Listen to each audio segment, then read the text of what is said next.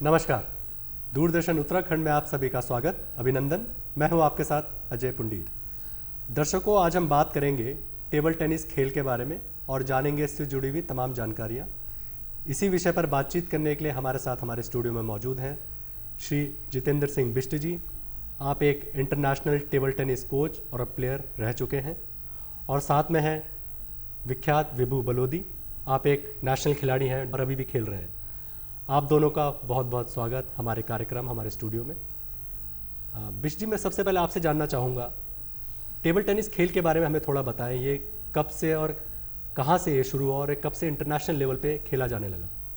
Table tennis 1890s के something ये England में स्टार्ट हुआ था जी। उसके बाद में फिर ये हल्का हल्का पॉपुलर होते होते 1926 में इसको एक एसोसिएशन फॉर्म करी गई है। फॉर्म करने के बाद में फिर उसके बाद में आगे बढ़ाते बढ़ाते ये दूसरी सब्जी के कंट्रीज़ में ये फैलता चले गया। तो एक एसोसिएशन बनाने का ये होता है कि सब प्लेयर्स को एक साथ इकट्ठे करना, उनका टूर्नामेंट कराना और उनको वर्ल्ड और ओलंपिक लेवल पे सबको पार्टिसिपेट कराना है जी। सबको खेल के लिए जागरूक करना है। मेन मोटो तो यही है कि सब लोग आइए, खेलिए और अपने प्यार मोहब्बत से एक दूसरे के साथ में अपनी दोस्ती का इजहार करिए और एक दूसरे के साथ में अच्छे से रहिए और इस खेल को जाने भी, क्योंकि इस खेल को जाने भी कि जब टेबल कोई टेनिस नया होता है खेल क्या शुरू होता है तो उसका ऑब्जेक्टिव ये रहता है कि इस खेल को दुनिया जाने, देखे, उसके बारे में दूसरा समझे। एक और है कि ये टेबल टेनिस एक गेम इसलिए अच्छा है कि इसमें ज़्यादा इतने, अगर आपको रिक्रिएशनली खेलना है तो ज़्यादा बहुत बड़े जगह की ज़रूरत नहीं है।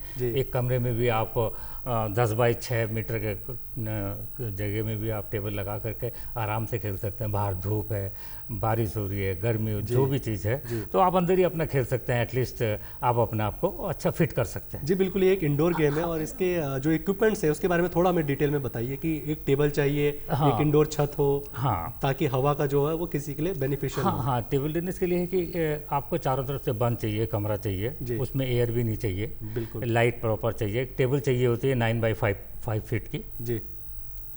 और जगह आपका एटलीस्ट, मतलब स्टेट लेवल पे भी खेल ले तो 10 बाई 6 मीटर की आपको पास में एटलीस्ट, मतलब एक हॉल चाहिए होता है।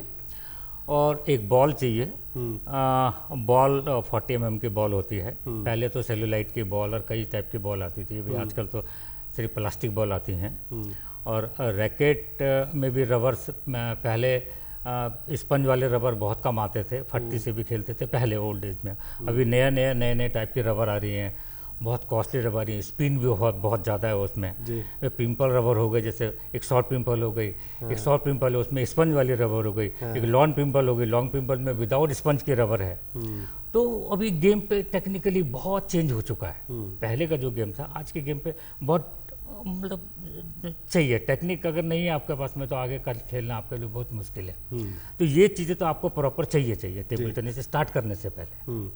विख्यात, आप एक नेशनल प्लेयर रह चुके हैं। आप अपनी जर्नी के बारे में थोड़ा हमें बताइए, आप इस खेल से कैसे जुड़े और क्यों?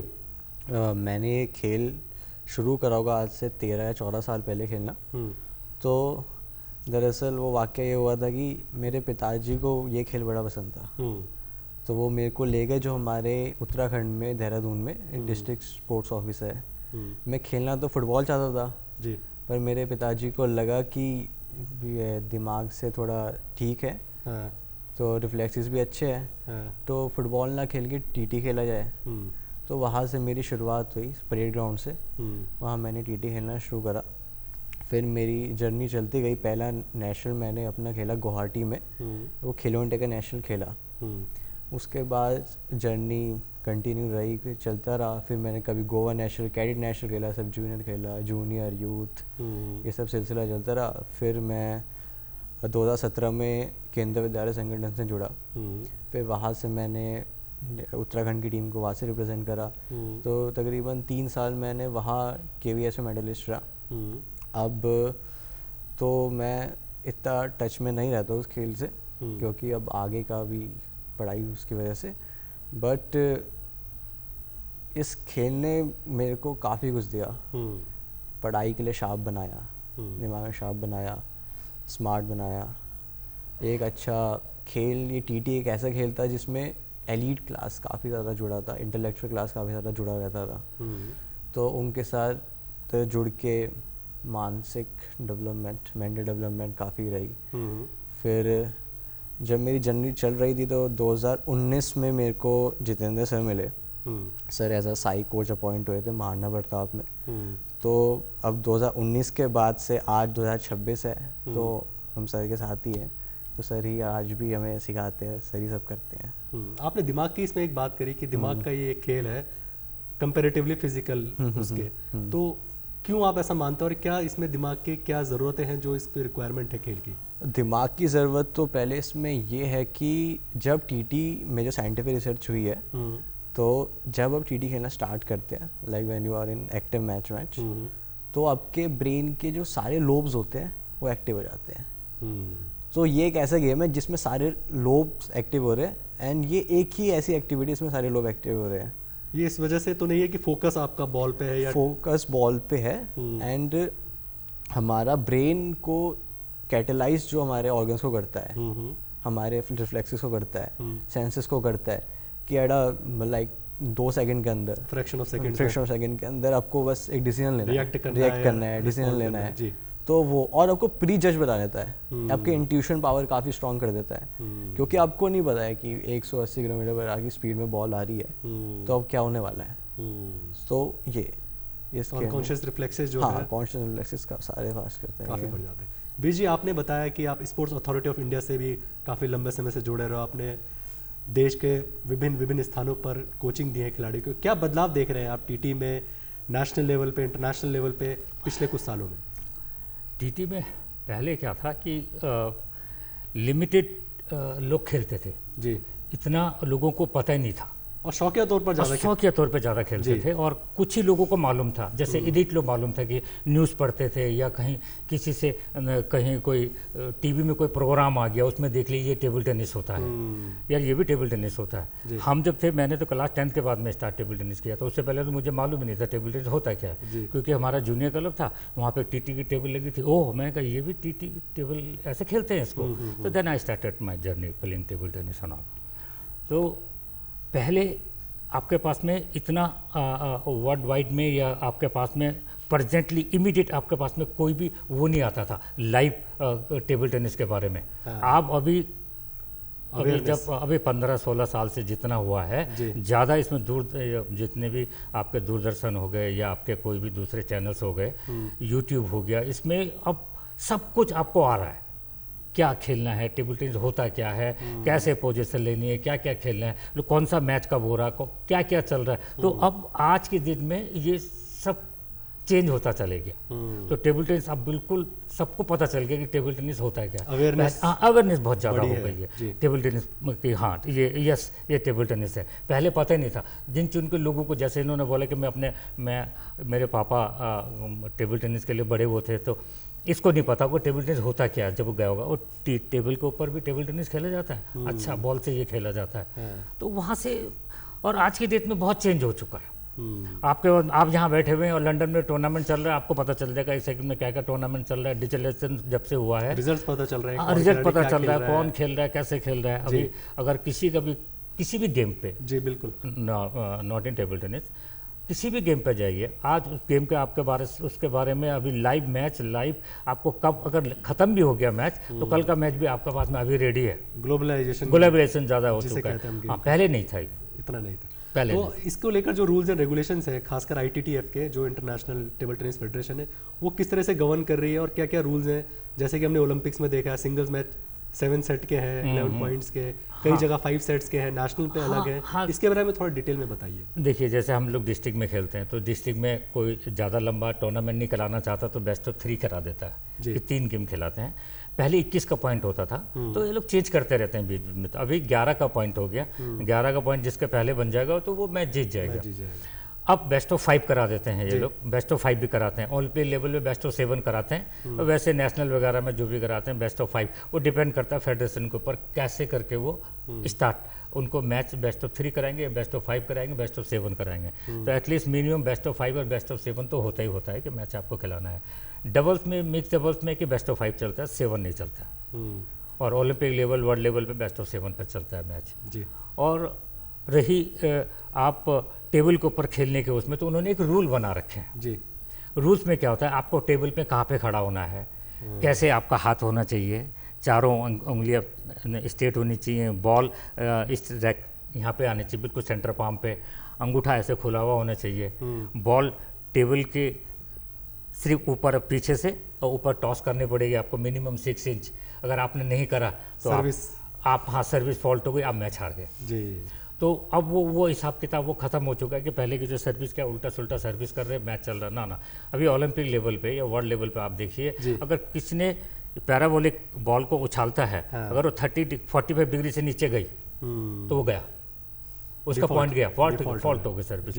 तो और मिनिमम 6 इंच को उछालना है। तो ये तो पहला स्टेप है टेबल टेनिस का, स्टार्ट करने से पहले कैसे बॉल रखनी है और कैसे बॉल को उछालनी है। तब उसके बाद में अब आगे फिर दूसरा प्रोसेस स्टार्ट होता है, पॉइंट सिस्टम जिसे बोलते हैं। हाँ, पॉइंट सिस्टम के सर्विस करते हैं। एक ने ये एक आदमी 2 सर्विस करेगा, फिर अपोनेंट जाएगा, फिर वो 2 सर्विस करेगा, फिर 2 सर्विस करेगा।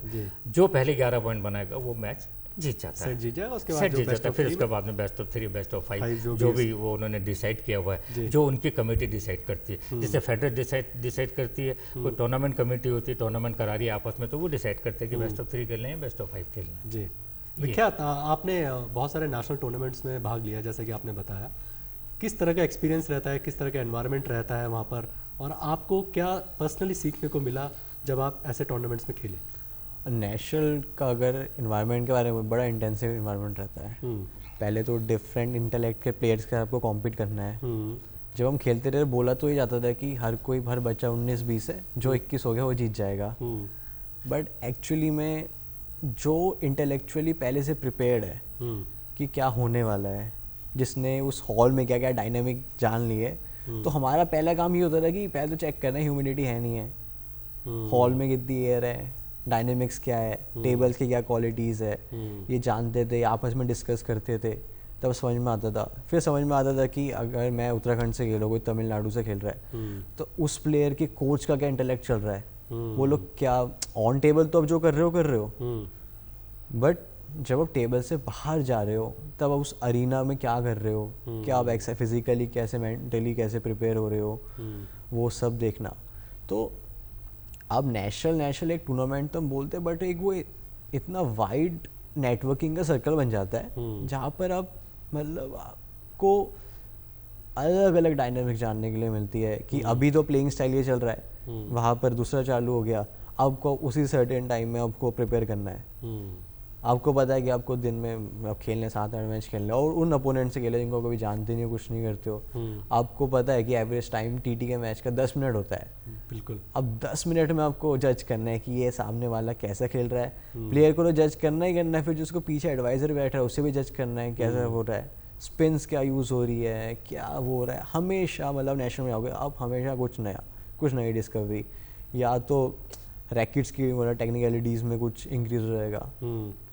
तो एक जब नेशनल जाते हैं ना, तो एक बेंचमार्क सेट हो जाता है कि इस साल इस कैटेगरी के बच्चों की ये परफॉर्मेंस है, ये टेक्निकलिटीज़ में यहाँ पहुँचे, इंटरनेशनली यहाँ पहुँचे, तो आपको अपना स्टैंडर्ड ऑफ प्लेइंग पता चल जाता है। दिमाग के कई दरवाजे खुलते हैं। हाँ, कई दरवाजे खुलते हैं दिमाग के। अच्छा, ये भी एक एस्पेक्ट हो सकता है गेम का, ये भी एक टेक्निक है, ये स्ट्रेटजी है। और मैं आई विल लाइटन समथिंग कि जैसे हॉल में गए, जैसे बताया, हॉल में जाते पहले तो छोटे हॉल में खेलता है, 2 टेबल लगी हुई है, वहाँ 20 टेबल लगी हुई है, 1500 बच्चा खड़ा हुआ वहाँ पे, लगा हुआ टकाटक, वो घुसते ही घबरा जाता है जी कि मैं कहाँ आ गया हूँ। ठीक है, मेला लगा जैसे एक तरीके हाँ, जैसे बोलते हैं ना कि एक आप बैंक का एग्ज़ाम देने गए, फिर आपका पीसीएस का एग्ज़ाम देने गए, फिर आईएएस का एग्ज़ाम देने गए, तो वो आईएएस के एग्ज़ाम के जैसे है। एक तो ठंडा बिल्कुल, कौन क्वेश्चन क्या आएगा कुछ नहीं पता किसी को, आपको पूरी तैयारी करके जानी है, वही सेलेक्ट होता है वहाँ। जिसने अपने आप को कंट्रोल कर लिया, जैसे कह रहे थे ना, कंट्रोल कर लिया, पहला मैच हुआ कैसे न कैसे जीत गया, दूसरा मैच आया, दूसरा वाले ने इतने क्वेश्चन देता है कि इनको पता नहीं इसका आंसर है क्या। तो बीइंग ए कोच मुझे इनको समझाना है कि बेटे 4 - 2 = 2 होता है, और 2 - 4 = -2 होता है, ऐसे नहीं कि 2 होता है जी। तो इनको ये प्रिपरेशन, इनको एक कोच की ड्यूटी होती है कि इसको बताए कि बॉल कटी हुई है, बॉल साइड स्पिन है, बॉल लूज बॉल है, तो इसको आज रोज रिमाइंड कराना है मुझे। हर जगह टूर्नामेंट्स में अलग स्थितियां होती है, अलग टेबल्स हैं। हाँ। या कहीं बॉल की एक आपने बात करी थी कि बॉल स्पिन कहाँ पर क्या हो रहा है, ह्यूमिडिटी लेवल क्या है। हाँ। इसके बारे में थोड़ा मैं डिटेल में बताइए, इस पे आप लोग कैसे काम करते हैं एज ए खिलाड़ी या एज ए कोच के तौर पर? मैं सपोज इनको खिलाता हूँ तो मुझे एक प्रॉपर टेबल चाहिए। टूर्नामेंट जाने से पहले मुझे इसको हॉल पे लेके जाना पड़ेगा, हॉल में प्रैक्टिस करानी पड़ेगी, बड़े हॉल में, क्योंकि यहाँ पे ह्यूमिडिटी बहुत कम है, वहाँ बहुत ज़्यादा है, बहुत ज़्यादा हो गया जी। और हवा का प्रेशर वहाँ आपको रोक रही है बॉल, आप इतना तेज मार रहे हैं फिर भी बॉल आवाज़ नहीं आ रही है। हाँ। छोटी जैसे बोलते नहीं, कमरे में भी हम बात कर रहे हैं तो आवाज़ बहुत जा रही है, बड़े हॉल में आपकी आवाज़ कम आती है।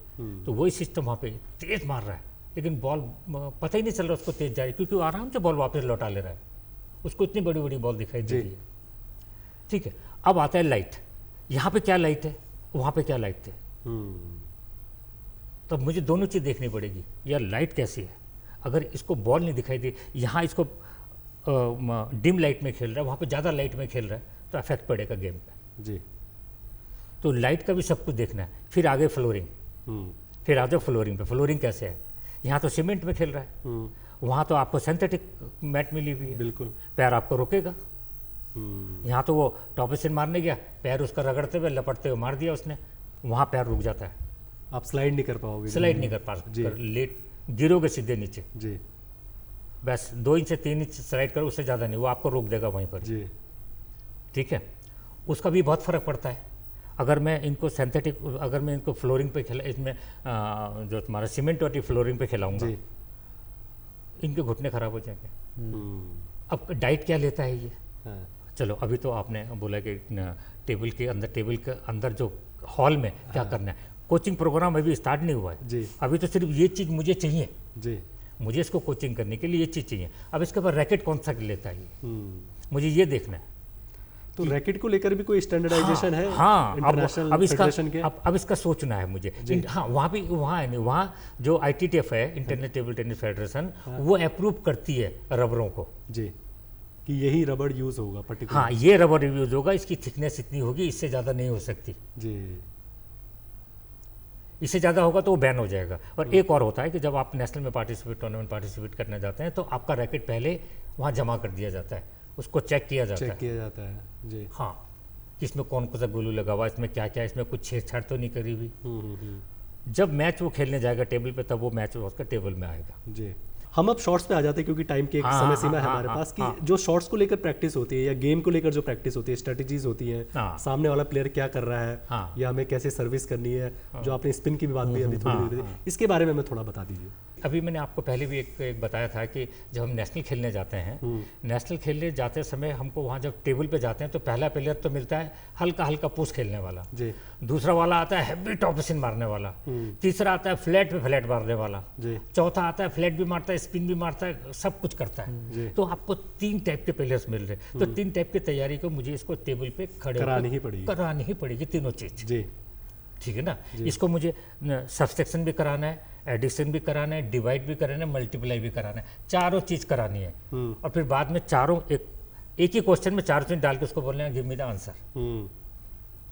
तो वो मुझे इसको तैयारी आज ही करानी पड़ेगी। कहाँ पे खड़ा होना है, जैसे आप आए तो मैंने इसको मैच दिखाया, देख भाई इसकी सर्विस है, आप जो बोले थे मतलब प्लानिंग क्या होती है मैच जीतने की, स्ट्रेटेजीज आपके साथ में मैच चल रहा है, ये सर्विस साइड स्पिन सर्विस करते हैं, तो मैंने तुमको बता रखा है there are 3 types of return.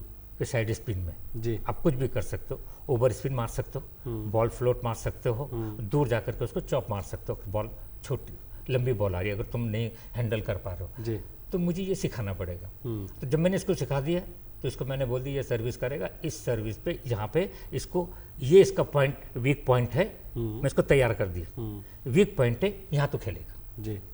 पहला गेम हो गया, ये जीत गया जी। अब उसका कोच तो भी तो बैठा हुआ है ना, वो कोच बताएगा तुमको ऐसे से कर रहा, अब तुम जो प्लेसिंग चेंज करेगा, फिर मुझे इसको बताना है देखो यहाँ किया था तुमने ये किया, अब ये यहाँ करेगा तो इसका रिटर्न यहाँ देना है जी। स्टाइल चेंज कर देगा वो भी प्लेयर भी, क्योंकि वो भी तो ये सोच के आया कि वो भी मुझे ऑब्जर्व कर रहे हैं। ऑफ कोर्स जी, बिल्कुल। ऑफ कोर्स आप मेरे से क्वेश्चन पूछोगे, अब मैंने आपको बोला कि यार मेरे से क्वेश्चन पूछो, आप सोचोगे मैं जितना ज़्यादा टफ क्वेश्चन होता है वो पूछता हूँ इससे जी, है ना जी, क्योंकि आप भी तैयारी करके आए हो, मुझे भी तैयारी करके रहना, तो ये स्टेजेस मुझे पहले से ही बना करके जानी पड़ेगी टेबल जी। विख्यात आप लोगों ने जैसे नेशनल टूर्नामेंट पे आपका कोई मेमोरेबल मोमेंट है जब आपने मेडल पोडियम पे आप गए हो, इसके बारे में थोड़ा बताएं, वो क्या था?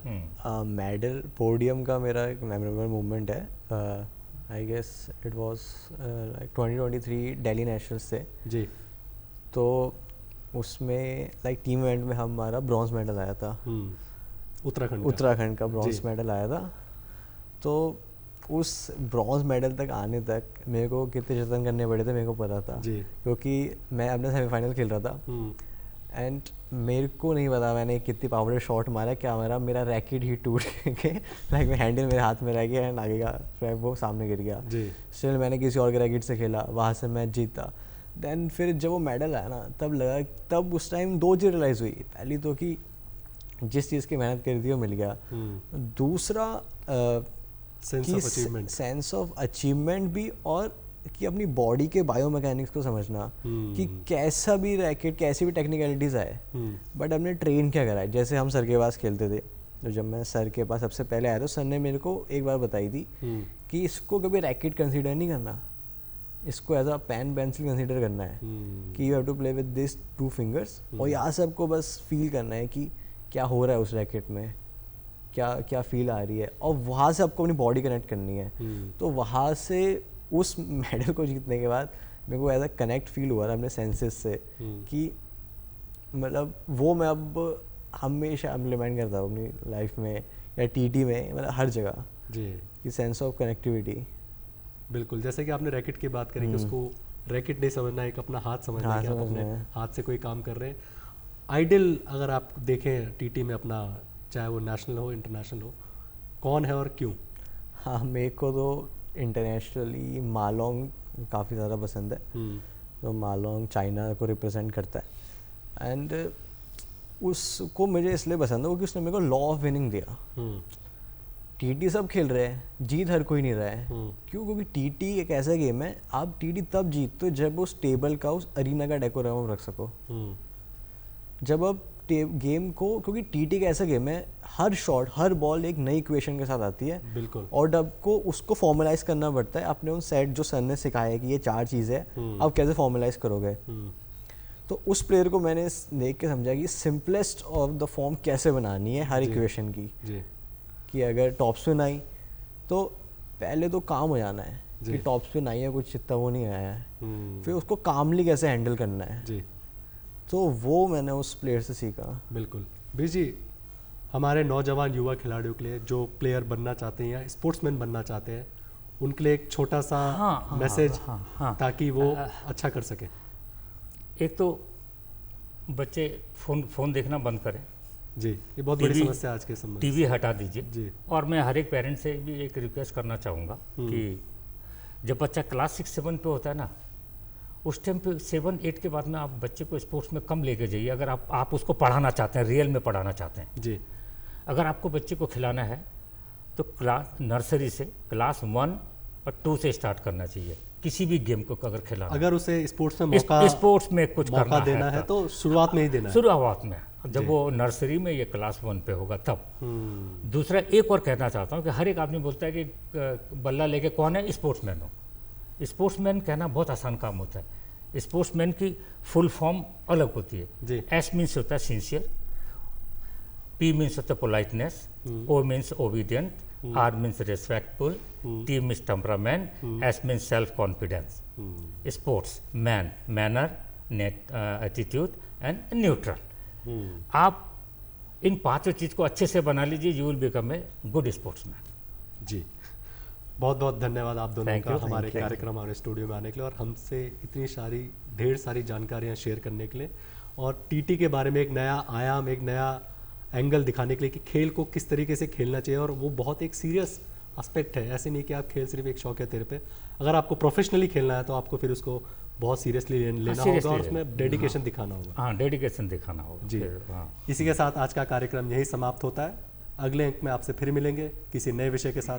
तब तक के लिए नमस्कार।